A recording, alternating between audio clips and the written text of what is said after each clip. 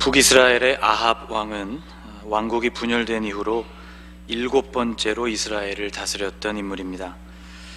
그가 통치하던 시대는 사상 최대의 폭력과 우상 숭배로 얼룩진 시대였습니다. 아합은 그의 눈으로 갈멜산에서 이루어졌던 엘리야와 이방 선지자들의 대결을 직접 보았고, 또 3년 이상 이어진 극심한 가뭄이 엘리야의 기도로 해갈되는 것도 경험했습니다. 그러나 그의 태도는 변하지 않았습니다.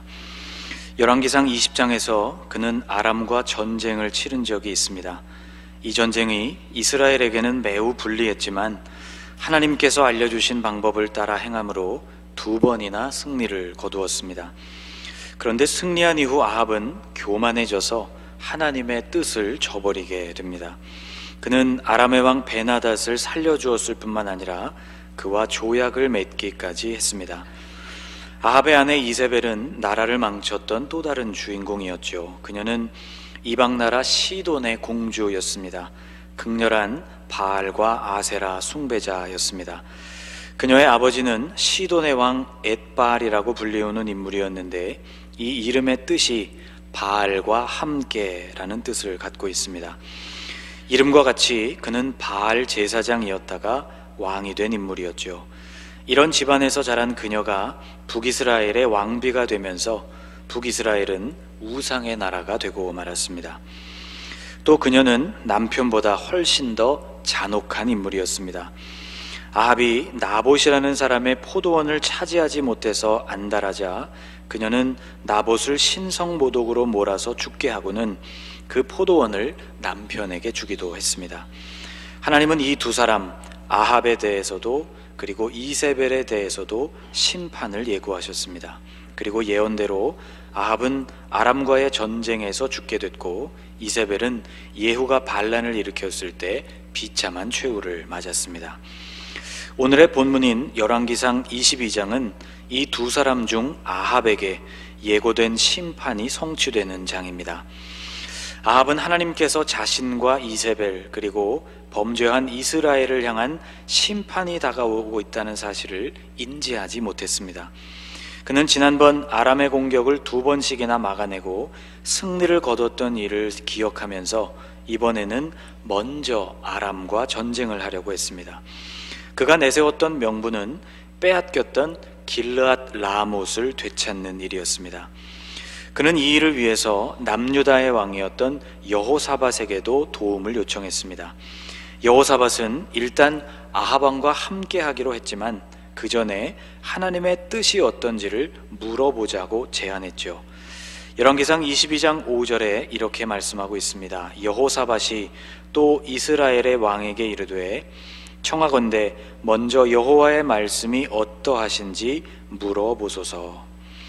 이 제안을 들은 아합은 하나님께 그 계획을 묻기 위해서 선지자들을 무려 400명이나 모았습니다. 적지 않은 숫자였죠. 그리고 그들에게 물은 결과 모든 선지자가 승리를 예언했습니다. 6절이 이렇게 이어집니다. 이스라엘의 왕이 이에 선지자 400명쯤 모으고 그들에게 이르되 내가 길르앗 라못에 가서 싸우랴 말랴. 그들이 이르되 올라가소서. 주께서 그 성읍을 왕의 손에 넘기시리이다. 모든 선지자들이 올라가라고 말했습니다. 주님께서 길르앗 라못을 왕의 손에 넘겨주실 것이라고 했죠. 그런데 이 모습을 지켜보던 여호사밧 왕은 이유는 모르겠지만 뭔가 마음이 편치 않았던 것 같습니다. 그래서 그는 아합에게 그 400명 외에는 다른 선지자가 없느냐고 물었죠. 여호사밧이 이르되 이 외에 우리가 물을 만한 여호와의 선지자가 여기 있지 아니하니까. 아합이 대답하기를 한 명이 있기는 한데 그는 부르고 싶지 않다고 대답을 했죠. 8절을 같이 한번 읽어보겠습니다. 이스라엘의 왕이 여호사밧 왕에게 이르되 아직도 이물라의 아들 미가야 한 사람이 있으니 그로 말미암아 여호와께 물을 수는 있으나 그는 내게 대하여 길한 일은 예언하지 아니하고 흉한 일만 예언하기로 내가 그를 미워하나이다. 여호사밧이 이르되 왕은 그런 말씀을 마소서. 이 미가야라는 선지자는 왕의 미움을 받는 선지자였습니다. 그 이유는 그가 예언을 할 때마다 길한 일이 아니라 흉한 일만을 예언했기 때문이었습니다. 여호사밧은 그의 말도 들어보자고 했죠. 부름을 받고 나온 미가야는 어마어마한 일을 예언하게 됐습니다. 17절 말씀에 이렇게 기록되어 있습니다. 그가 이르되 내가 보니 온 이스라엘이 목자 없는 양같이 산에 흩어졌는데 여호와의 말씀이 이 무리에게 주인이 없으니 각각 평안히 자기의 집으로 돌아갈 것이니라 하셨나이다. 그 전쟁으로 인하여서 이스라엘 백성들은 목자를 잃게 될 것이라고 했죠. 바로 아합의 죽음을 의미하는 예언이었습니다. 또 주인을 잃게 된 양무리들이 각각 평안히 자기의 집으로 돌아갈 것이라고 했죠. 사실 있을 수 없는 일이었습니다. 왜냐하면 본래 양들은 목자가 없이는 한순간도 생존하기가 어려운 짐승이었기 때문이죠. 그런데 그 목자가 얼마나 부실하고 또 성의가 없었으면 오히려 목자가 사라진 뒤에야 양들이 편안히 집으로 돌아가게 된다는 것일까? 아합 왕의 다스림이 그만큼 형편없었다는 뜻이었습니다. 20절에는 이 전쟁에 대한 더 구체적인 하나님의 계획이 등장합니다. 같이 한번 읽어보겠습니다. 여호와께서 말씀하시기를 누가 아합을 꾀어 그를 길르앗 라못에 올라가서 죽게 할꼬 하시니. 하나님의 계획은 아합을 꾀어서 길르앗 라못으로 올라가게 하는 일, 그리고 거기서 그를 죽게 하는 것이었습니다. 실로 참담한 예언이었죠. 그런데 우리를 더 놀라게 하는 것은 이 예언에 대한 아합 왕의 반응입니다. 18절을 보십시오. 이스라엘의 왕이 여호사밧 왕에게 이르되 저 사람이 내게 대하여 길한 것을 예언하지 아니하고 흉한 것을 예언하겠다고 당신에게 말씀하지 아니하였나이까. 아합 왕은 별로 놀란 기색이 없습니다. 내가 뭘 했습니까? 이 미가야라는 선지자는 나에 대하여 언제나 흉한 예언만 한다고 하지 않았습니까? 아합의 이러한 반응을 보면 그러면 그렇지와 같은 반응이었습니다. 이토록 참담하고 두려운 말씀에 대하여서 그는 코웃음을 쳤습니다. 아합은 명령하기를 자신이 평안히 전쟁에서 돌아올 때까지 미가야에게 고생을 안겨주라고 했죠. 이놈을 옥에 가두고 내가 평안히 돌아올 때까지 고생의 떡과 고생의 물을 먹이라. 미가야는 끝까지 물러서지 않으면서 이렇게 왕에게 대답했습니다. 미가야가 이르되 왕이 참으로 평안히 돌아오시게 될진데 여호와께서 나를 통하여 말씀하지 아니하셨으리이다. 또 이르되 너희 백성들아 다 들을지어다 하니라. 왕이 평안히 돌아오시게 된다면 여호와께서 나를 통하여 그렇게 말씀하시지 않았을 것이라는 말이죠. 아합은 이렇게 말하는 미가야를 보면서 참으로 지독한 놈이구나 생각했을 것입니다. 그런데 전쟁에 나갔던 아합은 정말로 평안히 돌아오지를 못하고 그 전쟁에서 죽음을 맞고 말았습니다. 미가야의 예언을 완전히 무시했던 아합이었지만 마음 한편은 찜찜했었는지 그는 왕의 갑옷을 벗고 일반 군사들의 갑옷을 입었습니다. 그는 여호사밧 왕에게 이렇게 말했습니다. 이스라엘 왕이 여호사밧에게 이르되 나는 변장하고 전쟁터로 들어가려 하노니 당신은 왕복을 입으소서 하고 이스라엘의 왕이 변장하고 전쟁터로 들어가니라. 함께 연합해서 전쟁에 나가자고 해놓고는 자신만 변장하는 아합을 보면서 아마도 여호사밧 왕은 상당히 당황스러웠을 것입니다. 실제로 전쟁이 이루어지고 아람의 지휘관들은 왕의 군복을 입었던 여호사밧 왕을 아합으로 오해하여서 그만을 집요하게 공격했습니다. 그런데도 결과를 보면 그날 죽음을 맞게 된 것은 아합이었습니다. 변장하고 전쟁에 임했지만 우연히 날아든 화살 하나가 정확히 그의 갑옷 솔기를 꿰뚫게 되었습니다. 그날의 전쟁이 맹렬했기 때문에 화살에 맞은 아합 왕은 전쟁터를 빠져나갈 수도 없었죠. 그는 힘겹게 버티다가 결국 병거에서 숨을 거두고 맙니다. 미가야를 통해서 예언된 말씀이 정확하게 이루어졌습니다. 다시 오늘 본문으로 돌아와 보면 일이 이렇게 된 데에는 하나님이 보내신 한 영의 활약이 컸습니다. 하나님께서 누가 아합을 꾀어서 죽음을 맞게 할까를 물었을 때 한 영이 이렇게 하겠다고 대답을 했습니다. 2절 20절과 21절을 같이 읽어보겠습니다. 여호와께서 말씀하시기를 누가 아합을 꾀어 그를 길르앗 라못에 올라가서 죽게 할꼬 하시니 하나는 이렇게 하겠다 하고 또 하나는 저렇게 하겠다 하였는데 한 영이 나와 여호와 앞에 서서 말하되 내가 그를 꾀겠나이다. 그 영이 선택한 방법은 바로 모든 선지자의 입술에 거짓말을 넣는 일이었습니다. 22절이 이렇게 이어집니다. 여호와께서 그에게 이르시되 어떻게 하겠느냐 이르되 내가 나가서 거짓말하는 영이 되어 그의 모든 선지자들의 입에 있겠나이다. 아합은 그 거짓말을 받아들이게 됐고 그 결과로 죽음을 맞았습니다. 아합이 죽던 해가 역사적으로는 주전 853년경이니 이 이야기는 지금으로부터 2872년 전의 이야기입니다. 그런데 3000년 가까운 세월이 흘렀지만 오늘 우리가 살아가는 세상이 이때와 별로 달라지지 않았다는 것을 알 수 있습니다. 오늘 우리가 사는 이 세상도 진실 또는 진리가 별로 중요한 가치로 여겨지지 않는 세상이기 때문이죠.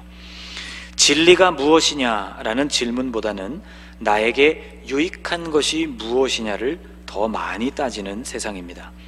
무엇이 사실인가 하는 질문보다는 무엇이 더 흥미롭고 재미있는가라는 질문이 우리를 더 끌어당기는 세상이죠. 아합은 400명 선지자들의 말을 들으면서 위안을 삼았습니다.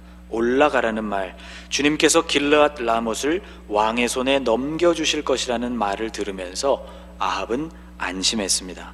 그러나 이것은 사실상 자기 만족이었죠. 아합과 이세벨이 살아온 모든 여정을 살펴볼 때 그 400명의 선지자는 제대로 된 하나님의 선지자들이 아니었음이 분명합니다. 그들은 아합이 듣기 좋은 말을 하는 선지자들이었고 아합은 그 듣기 좋은 말을 하는 그들을 좋은 선지자로 인정했던 것이죠. 아합의 시대는 진리로부터는 등을 돌려버린 채 자신의 이익을 위해서 듣기 좋은 예언을 하는 선지자들, 그리고 자신의 만족을 위해서 듣기 좋은 예언만을 들으려는 왕이 공생하는 시대였다고 말할 수 있습니다. 오늘 우리도 거짓말이 난무하는 사회에서 살고 있습니다. SNS를 보아도 거짓말들이 난무하고 뉴스 기사조차도 추측성 거짓말 혹은 아예 사실을 왜곡시킨 거짓말들이 많습니다. 참 혼란스럽습니다. 차라리 뉴스 없는 사회가 되면 좋겠다 싶다가도 답답하니 또 듣게 되고 보게 됩니다. 이런 세상 속에서 살면서 우리도 오염되고 있습니다. 카카오 스토리, 페이스북, 트위터, 인스타그램, 유튜브와 같은 도구들이 대중화되면서 우리는 이제 지구 반대편에 살고 있는 나와는 아무 상관도 없는 사람들의 이야기를 접해볼 수 있는 시대를 살고 있습니다. 사회 문제를 함께 고민하거나 혹은 자국의 민주화 과정이 실시간으로 해외에 알려지는 것과 같이 문제 해결을 위한 긍정적인 도구로 작용하기도 하지만 부작용도 만만치가 않습니다. 가장 심각한 부작용은 아마도 계속해서 거짓말의 유혹에 노출된다는 점일 것입니다. 여러분이 SNS를 열심히 이용하고 계시다면 제 이 질문에 한번 솔직하게 대답해 보십시오. 그곳이 서로 간의 소통을 위해 마련된 공간이라고는 하지만 여기에 올라오는 소식들 대부분은 누군가에게 드러낼 만한 소식들 혹은 자랑하고 싶은 이야기들이 아닙니까? 어디서 무엇을 먹든지 그것을 꼭 사진으로 남기는 분들이 있습니다. 즐거운 추억을 오랫동안 남기려는 그 마음은 이해가 되지만 이것을 어딘가에 공개하고 공유하려고 할 때 우리의 마음에 유혹이 찾아옵니다. 어디서 무엇을 먹었는지를 올리면서 사람들은 무엇을 기대할까요? 보는 사람들이 그것에 감탄하고 부러워하고 좋아해 주기를 바랍니다. 사진과 글을 올린 후에는 어떤 댓글들이 올라오는지에도 당연히 관심이 갑니다. 좋아요를 몇 개나 받고 있는지도 유심히 보게 되죠. 여기에 점점 심취하게 되면 오직 다른 사람들의 반응을 통해서만 내가 살아있고 사랑받고 있다는 느낌을 가지게 됩니다. 오늘은 또 어떤 사진과 이야기를 올려서 사람들의 부러움을 받을까에 집중하게 되는 것이죠. 자신의 삶을 점점 더 꾸미게 되고 사실이 아닌 것을 사실인 것처럼 표현하고 싶은 충동에도 사로잡히게 되는 것입니다. 좋아요에 목을 매게 되는 삶이 되는 것이죠. 여러분, 우리의 삶이 어떻게 행복한 날만 이어지겠습니까? 살다 보면 비참하게 여겨지는 날들도 있습니다. 그런데 우리는 남에게 그런 비참한 모습까지 보이고 싶지는 않죠. 그래서 실제로는 속상하고 우울한데 가장 행복한 시간을 보내는 것 같은 표정으로 사진을 찍고 그런 글을 적어 올리고 싶은 유혹을 받기가 쉽습니다. 나를 바라보고 있는 사람들의 칭찬과 찬사를 위해서 사실은 그렇지 않은데도 매일매일 행복한 가짜 삶을 연기하게 될 위험에 노출되는 것입니다. 그것을 실행하면 실행할수록 우리의 마음은 더욱 공허해지게 됩니다. 반대로 그런 글을 보는 사람은 누가 어디서 무엇을 먹었고 또 누구는 어디서 어떻게 행복한 시간을 보냈다는 이야기들을 접하게 되면서 그것이 사실과는 다름에도 불구하고 자신의 삶이 참 초라하다고 느끼기 시작합니다. 다른 사람의 이러한 글에 좋아요를 누르는 횟수가 늘어나다 보면 상대적으로 자신은 점점 우울해지는 것이죠.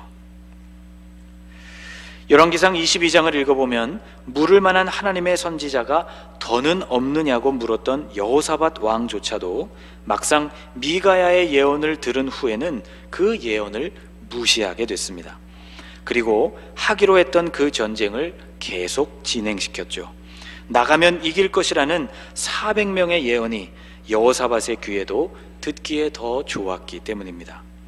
듣고 싶은 말을 듣기 위해 거짓을 말하는 선지자들만을 선택한 왕들의 모습, 또 그런 왕을 위해 진리를 외면한 채 그가 듣고 싶은 말만을 해주었던 선지자들의 모습이 모양만 달라졌을 뿐 오늘 우리 주변에도 여전히 존재하고 있는 것입니다. 예수를 믿으면 복을 받는다는 이 말은 틀린 말이 아닙니다. 예수님을 영접함으로 우리는 영원한 생명을 얻고 하나님의 나라를 상속받게 되는 자녀의 신분을 얻습니다. 그런데 이렇게 변화된 신분을 얻은 이후로 우리가 걸어가야 할 길은 십자가의 길입니다. 예수님은 이렇게 말씀해 주셨습니다. 또 무리에게 이르시되 아무든지 나를 따라오려거든 자기를 부인하고 날마다 제 십자가를 지고 나를 따를 것이니라. 많은 사람들이 구원받은 하나님의 자녀가 되었지만 자신을 부인하지 않습니다. 여전히 자신이 원하는 것을 이루고 싶어 합니다. 많은 사람들이 구원받은 하나님의 자녀가 되었지만 자기 십자가를 지지 않습니다. 여전히 편한 길을 걸으려고 합니다. 예수님은 넓은 길이 아니라 좁은 길을 찾으라고 말씀하셨고 넓은 문이 아니라 좁은 문으로 들어갈 것을 우리에게 말씀해 주셨지만 우리는 여전히 넓은 길 그리고 넓은 문을 원합니다. 여러분, 거짓말하는 영들의 전략이 오늘날도 성공을 거두고 있다는 사실을 기억하시기 바랍니다. 듣고 싶은 것만을 듣게 하고 또 듣고 싶어하는 그것만을 말하게 만드는 일. 사랑하는 성도 여러분, 우리를 꾀려는 이 거짓말하는 영의 속삭임으로부터 우리 마음을 잘 지키실 수 있기를 축복합니다. 진리를 들을 수 있는 귀를 갖게 되시기를 바라고 진리를 말할 수 있는 입술을 가지실 수 있기를 축복합니다. 그래서 좁은 길, 좁은 문, 십자가의 길을 걸어가는 저와 여러분이 되실 수 있기를 주님의 이름으로 축복합니다. 기도하겠습니다. 주님, 거짓의 아비인 마귀의 유혹이 여전히 가득한 세상 속에서 우리가 살아가고 있습니다. 듣기 좋은 말을 들으려는 유혹, 듣기 좋은 말을 말하려는 유혹이 우리를 노리고 있습니다. 신앙생활 안에서도 진리의 옷을 입은 거짓말이 우리를 유혹하고 있습니다. 주님, 우리의 귀와 입술을 주님의 보혈로 정케하셔서 진리를 듣게 하시고 진리를 말하게 하시며 진리를 따라 살게 하여 주옵소서. 예수 그리스도를 영접한 이후 우리에게 영원한 생명을 허락하심을 감사드립니다. 이후로 우리의 목표는 더 편하고 더 부요하고 더 안정적인 삶이 아니라 좁은 문을 통과하여 좁은 길을 걷는 십자가의 삶이 되게 하옵소서. 우리를 두렵게 하고 떨게 하시는 주님의 경고도 듣게 하여 주시고 돌이켜야 할 때 돌이킬 수 있는 믿음과 용기를 허락해 주옵소서. 산 제물이 되게 하시며 예배당에서의 예배가 끝난 이후에도 합당한 삶을 통해 예배하는 성도들이 되게 해 주옵소서. 예수님의 이름으로 기도하옵나이다. 아멘.